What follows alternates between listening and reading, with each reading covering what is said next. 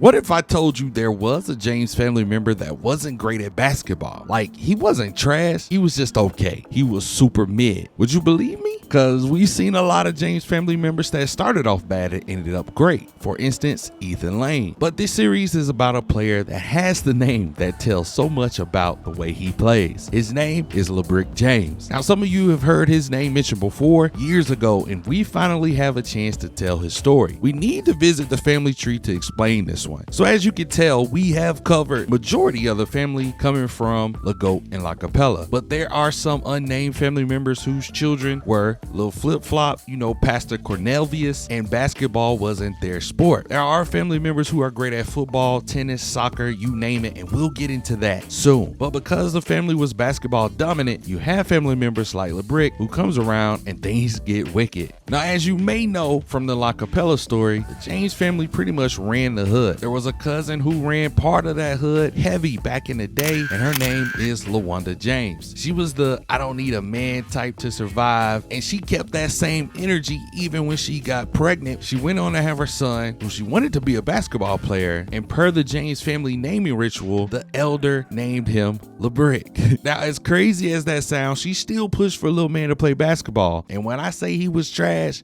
he was trash.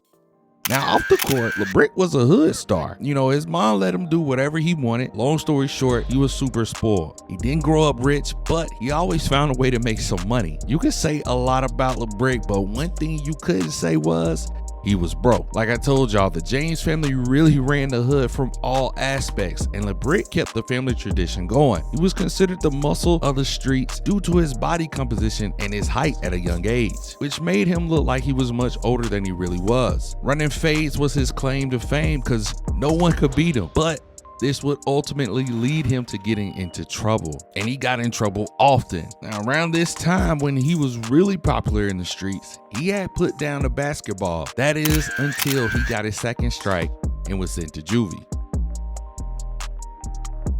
This is the last time I'm bailing you out of jail, son. We gotta find something else for you to do, cause this ain't it. I mean, what else you want me to do? I'm just trying to hold the streets down. Baby, you're only 14 years old. You're not supposed to be out here running the streets, and I know this is my fault, so I'm gonna fix it. What you mean you gonna fix it? I'm not gonna let you sit around and ruin your life. I'm not ruining my life, Ma. You seen this all your life. And as I've seen all my life, you get the book thrown at you, it's over. You're not coming back. Well, I don't know what you want me to do. Don't worry about it. I know exactly what to do.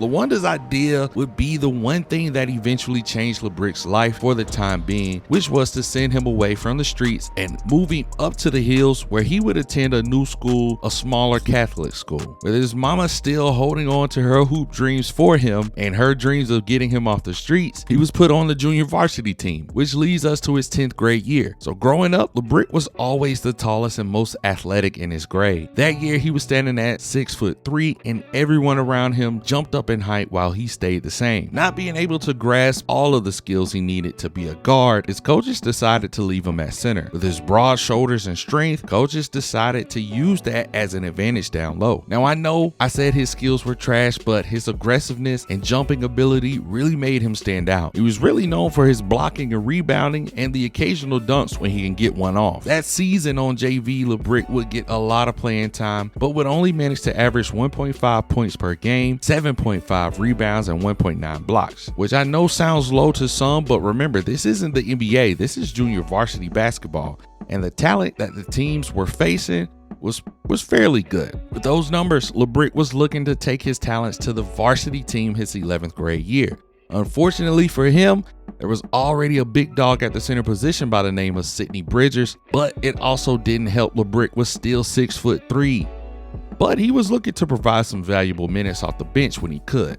First game of the season was an absolute blowout, as in LeBrick's team was slaughtered. With his limited time on the court, he did get up some attempts, and he saw the free throw line a lot, which to everyone's surprise, he made a couple. Although the team lost, he brought in an L on the bench with 3 points and 6 rebounds. Now fast forward to a rival game against South Shore. LeBrick really came out of his shell trying to put on a show. Now this was a big deal because South Shore had a giant at center by the name of Donovan Jenkins that towered over LeBrick, standing 7'1". But Brick wasn't no punk and he wasn't backing down. But don't get it twisted, neither was Donovan. Any chance he got to punish Brick, he did, and he did it effortlessly. But the best part was when Donovan thought he had an easy shot over Brick. Listen, bro jumped as high as he could and actually blocked the shot, which sent the crowd in a frenzy. At this point in the season, no one had seen Donovan get shut down like that, and LeBrick was the first to do it. But that was our first glimpse at LeBrick's athleticism that really caught people's attention. Finishing the game with a loss, but he dominated with his time on the court with 8 points and 12 rebounds. But to be honest, around this time, LeBrick couldn't care less about basketball. You know what I'm saying? He was into the ladies. You feel me? He was a ladies' man. I mean, he spent a lot of time talking to girls, constantly showing up late to practices, like almost to the point where he showed up at the end of practice or even missed a practice, falling asleep in class. I don't even have to say it, but the boy was failing almost every class he had. You name it. Whatever it took to get sent to the principal's office, he was into it. Things had gotten so bad, he was actually kicked off the team for the rest of the season. Now with basketball out of the way, LeBrick was happy to have more time to screw up, which not only landed him off the team, but this time back home expelled from school. Brick, I thought you got shipped off. What the hell you doing back on the block? Got kicked out of school, so here I am. Damn, little homie, you was giving no folks problems like that? I mean, I wasn't doing nothing I normally wouldn't do. I'ma be real with you, cause that's the only way I know how. You breaking your mom's heart doing all this shit, you know that, right? I mean, she doing all this to keep you alive, wanting you to actually be something, and you doing everything you can to end up right back here. Why you not hooping? What you mean? Look, I know your family is a lot to live up to, and you don't have all the skills compared to your cousins, but you still a James. That's what I'm saying, but I still don't get no burn for real. You just gotta keep fighting for it. It's not gonna come easy for you. So what I'm supposed to do? Figure this shit out before you go from being my favorite little homie to the dead little homie. Ain't nothing around here for you but trouble. Look, I'ma do you a favor and link you up with a homie of mine that has a team that constantly gets invited to EYBL. That way you can get some scouts looking your way. And with that, LeBrick called the coach, and that's when things really started to go up for him. He actually attended the tryouts where he showed flashes of greatness. I mean, it wasn't a lot, but it was enough to secure him a spot on the team. Not only that, but a starter for the team. Coming in as a no-name undersized center with the buzz of who he was related to actually got more people than he thought interested. Not only that, but LeBrick had a chance to catch some eyes against the 7'2", #1 high school center, Jeffrey Hammonds. Yes, sir. We here. And we got my boy Jeff, a 5-star, 7'2", 17-year-old chat. What are we doing? But you got to sing it for the one time. Jump ball. Get it. Oh, Lord. Let's go get into it, man. EYBL competition right here with my man. Hold on.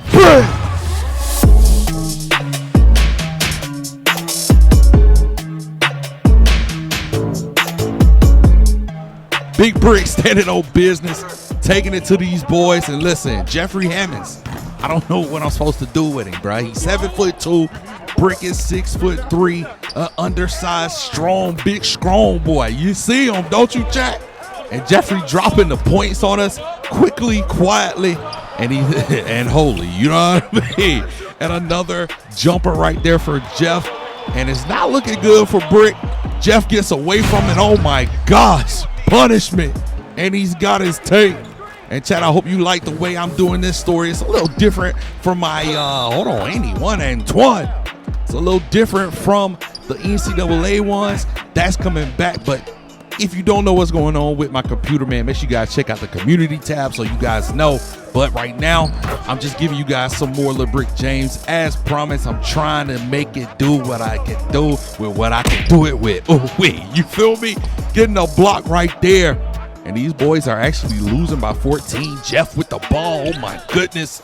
Just taking it right over Brick. And listen, we trying to play defense. He's got 17 punts and 13 boards already. Brick has 7 points and 10 boards. And look at the move right there from our guard. This EYBL scene is nothing to laugh at. It's nothing to joke about. And look at Jeffrey just shooting over the top of him. We need a timeout. Yes, Lord. Because it's getting crucial. Jeffrey again with the bucket. And Brick's got to find a way to stop this young man. There's too many scouts out here. Too many eyes on the #1 player in high school right now. And Brick is not really doing too much. Now, never mind all the boards that I get.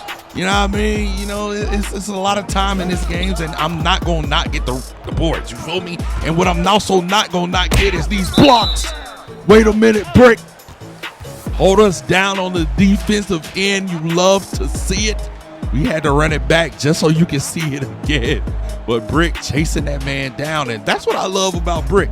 He might be undersized, he might be short, but he's quick, he's athletic, he's agile. You know what I mean? He can jump to the moon just like all the James family members can do that. Pump fake, got him out of his draws. A nice little bucket right there. We actually get a double-double, but Jeffrey outperformed us in every single way you can imagine. The young man had 25 points and 28 boards, 3 blocks, and 2 steals. Brick, though, had 13 points, 18 boards, and 3 blocks as well. Great competition in the EYBL. That was a tough loss for LeBrick, especially spending the last few seconds on the bench. He was feeling pretty down. Good news is the coach checked back in with him to let him know some schools were actually speaking with him about LeBrick and what he thought about him. Seeing his athleticism and his ability to try and hang with 7-footers was amazing to them, especially for his size. The coach let LeBrick know that he talked highly about him, and not to be surprised if coaches started to reach out to him soon. Teams like Alabama State, JSU, and Tennessee State were all in attendance and had eyes on LeBrick. At this moment, LeBrick started to take this serious. If there was a chance at the next level, he wanted to give it his all. He asked his coach what was the best way to attack bigger players at his height, and his coach told him the best way to do it was to put his head down and just simply attack, which leads us to this next EYBL game against another 7-footer, and LeBrick came out in rare form. And listen, Jeremy Mullins is another dog that we cannot play with. Listen, Jeffrey was #1, this is #2, easily, you feel me? But look at the strong take. Listening to the advice from his AAU coach, his EYBL coach, letting him know just attack. And it actually worked later on as we get deeper into the game. But you see, Jeremy ain't no joke either. He's no slouch. Big dunk right there. Hold on, Brick. I like that.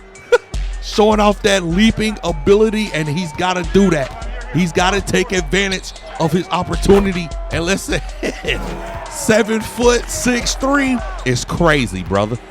It's really crazy, but my man is going to use his advantages to his advantage. You feel me? He's got the speed, he's got the strength, he's got the leaping ability. Look at the anyone Antoine. He's too strong down there. You know what I mean? If there ain't no 7-footers down there, it's free reign. And that's what I'm talking about. Look at another anyone Antoine off the air ball. And this is exactly what I was mentioning earlier. We got my man Jeremy in foul trouble. So Mr. Mullins is on the bench right now as we try our best to turn up, getting another board. That's another double-double in the EYBL game for Brick. And he's going to throw it down, hanging on that rim. Showing off a little bit for the scouts who interested. You feel me? If you're going to take a chance, you got to take a chance on him. Great block. Fast forward on the other end. Getting another rebound. Should have been another anyone Antoine, but we'll take the 2 points. You know what I mean? The beggars can't be choosy, and Jeremy is back in the game, showing his dominance, literally trying to get Brick in foul trouble the same way that he is. Look at the fast movement. His defense and consistency, brother, it's got to be studied. You know what I mean? The skill might not be there dribbling wise and whatnot, but look at the block. Look at the athletic ability from LeBrick. And trust me, he is a James through and through. And if you don't believe me, check this out.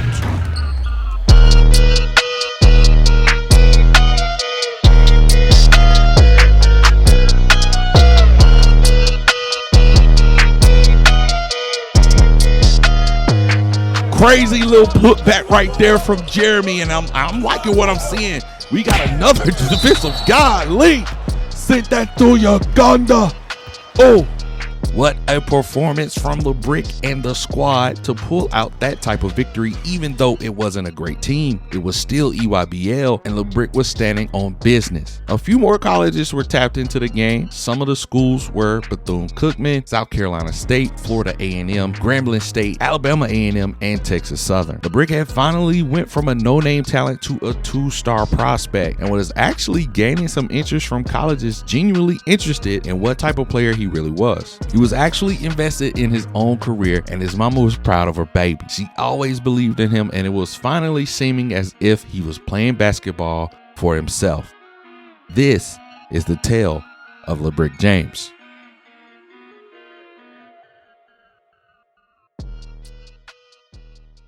I was feeling, she was feeling that times 1 million. She had just lost her best friend, her husband, a father, someone that she had a bond with since she was a child. So with that in mind, and her being in Southern Cal, it only made sense to go to USC. The staff over at USC had actually been reaching out to me since the news came out that I was leaving Colorado to be at home with my parents.